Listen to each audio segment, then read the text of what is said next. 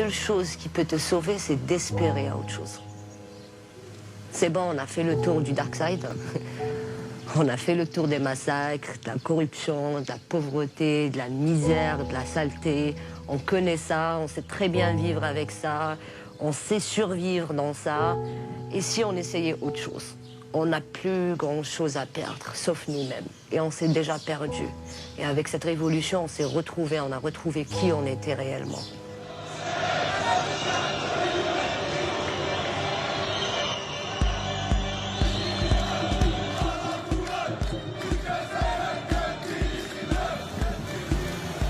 Avoir la vingtaine en Algérie, généralement, c'est d'avoir les larmes aux yeux. C'est un gros vide, quoi. C'est un saut dans le vide. On se sent vieux. Franchement, à 28 ans, je me sens fatigué, usé, irrité. J'ai l'impression d'en avoir 40 parce que tu dois te battre pour avoir le minimum. Tu rends des comptes à tout le monde.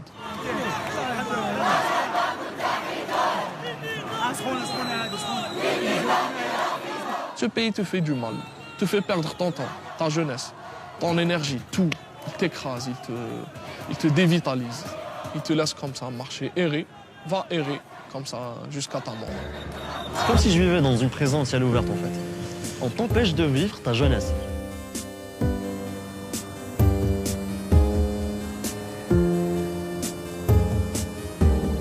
Je me sens vraiment étouffé dans le pays dans lequel je vis.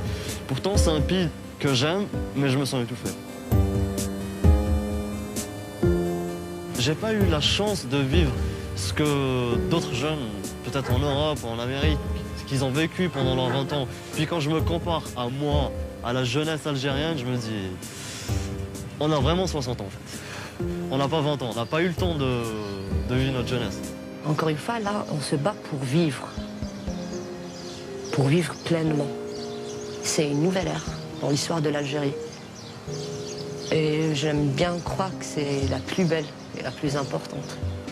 C'est une génération obstinée qui sait très bien ce qu'elle veut et qui n'est pas prête à lâcher.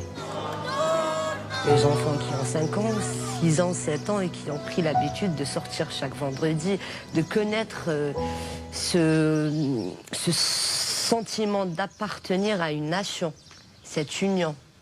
Ils ne pourront jamais subir ce qu'on a subi, c'est pas possible. Et ça, c'est notre plus grande victoire, je pense. C'est ça l'investissement, le vrai investissement qu'on a fait. C'est ça le hirak.